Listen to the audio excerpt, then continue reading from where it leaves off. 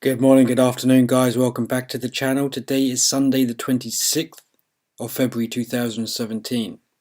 So just going to have a couple of light articles here before I get onto the next video.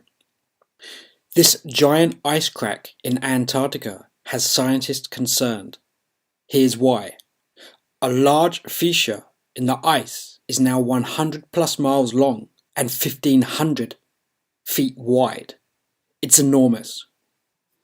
So as you can see guys, this is the 1500 foot wide crack that is appearing through the ice shelf, and it runs for 100 miles through Antarctica on one of the northern tips.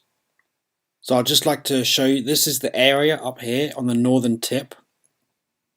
This chunk of ice is the size of Delaware, could break free. This could lead to a further collapse of the immense ice shelf. So I'm just going to read you one of the Webbot forecasts. It was the 2016 November edition. The very long-term datasets are gathering anew around Antarctica and its future shape. This set for shape also includes its ice pack. In these sets, even though seemingly contradictory to other sets forecasting an ice age, the Antarctica ice pack is described as withering over the next 2 human generations. The data indicates that this will be visible to the human eye, but will take some number of years to progress, the greater distance being forecast.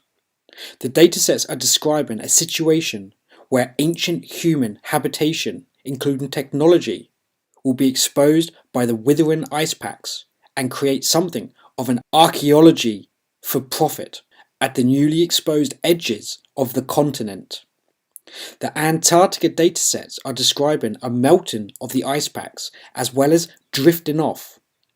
Yet the overall impact is also being described as moving currents and altering wind patterns, but in general not swelling the oceans. This last is showing up as being due to so much rain being dumped back onto land, some places in the form of snow, that will grow into its own ice pack. So I don't know what you guys make of that, but I would say that classes as the edge of the pack, which is going to be drifting off, and at some point something may be exposed in the future down the line through here. And following on from the dumping of snow forecasting, over here there is so much snow in Kazakhstan right now that people have to build tunnels to get out of their home. And there's a video here as well showing homes that have been buried by so much snow, with people literally having to dig tunnels to get out. So you can clearly see that this could be some form of terraforming taking place, moving ice packs literally from one place to another. And I'm going to follow on with this article as well, published on the 20th of February in Strange Sounds. Again, 4 mysterious humanoid shapes form above the cloud cover during a flight between Warsaw to London. What are these weird shapes standing above the cloud?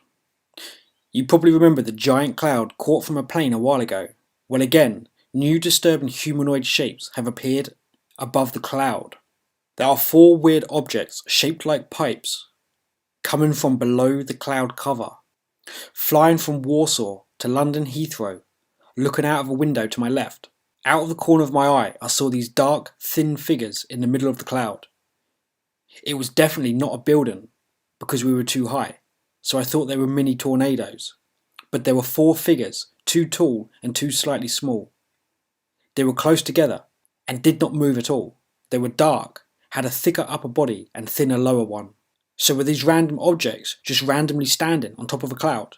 I took photos and showed it to my parents and brother, and they could not believe what they saw with their eyes. I was also a little excited because I've never seen anything like this before. After the plane went further, they disappeared from sight, obviously. But nonetheless guys, a very bizarre thing above the cloud line. The images have caused a number of comments in social networks. Some believe they are condensed smoke columns of a power station, Others say it is sun reflection, but where is the flying object? Do you think this is extraterrestrial? About a year ago, Nick photographed a gigantic robot during a flight from Austria to Cork. So what are we facing here? A natural phenomenon or something totally outside our conception? I mean, you can even see the shadow line of this figure. Doesn't look like he has much of arms, but strange nonetheless.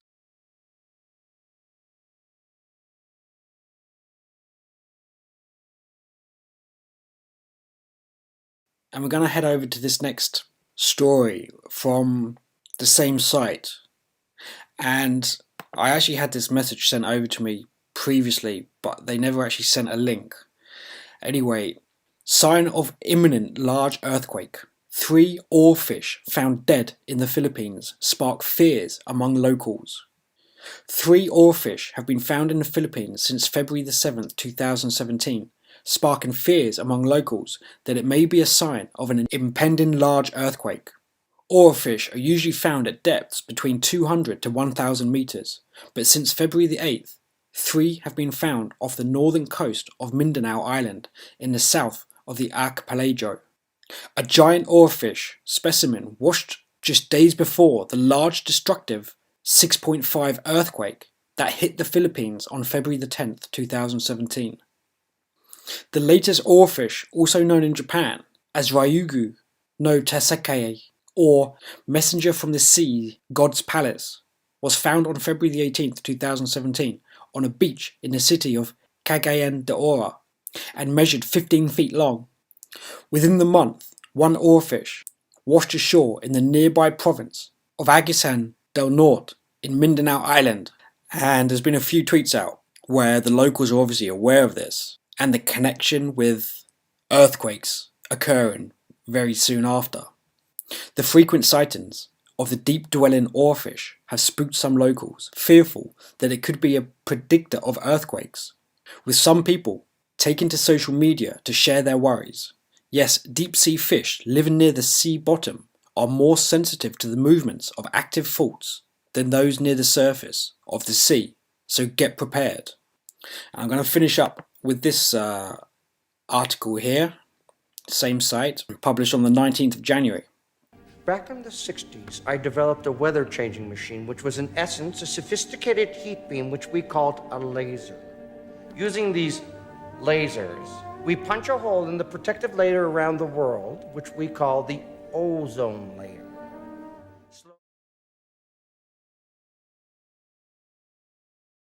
Heating the Earth's atmosphere with military lasers to create a giant surveillance lens in the sky. One thing that can safely be said about the military-industrial complex is that they are never short of ideas. Case in point, heating the Earth's atmosphere with lasers to create a giant magnifying glass for enhanced surveillance. This type of atmospheric tinkering, particularly heating the ionosphere, conjures up the controversial study use of HAARP, as well as projects like Bluebeam that reportedly would make use of holographic projections to simulate a range of visible events. One of the more recent military trends is the development and imminent implementation of lasers and electronic warfare.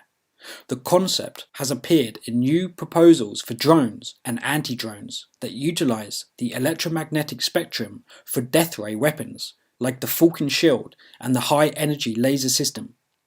Now, scientists at BAE Systems, one of the largest defense contractors in the world, is looking to combine the use of lasers and advanced optics to literally manipulate the atmosphere into becoming both a surveillance device and a deflector shield to protect against the laser weapons of the future.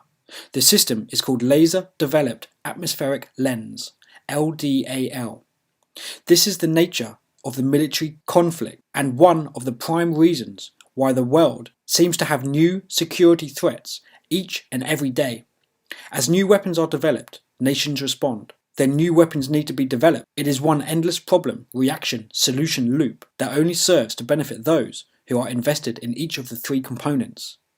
At the very end, of course, are the citizens of the Earth who are left to absorb the fallout of pervasive surveillance and ever-expanding military presence in their lives. BAE sets their timeline for this system along a 50-year trajectory.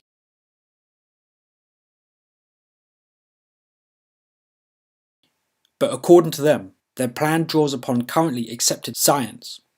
It works by simulating naturally occurring phenomena and temporarily and reversibly changes the Earth's atmosphere into lens-like structures to magnify or change the path of electromagnetic waves such as light and radio signals.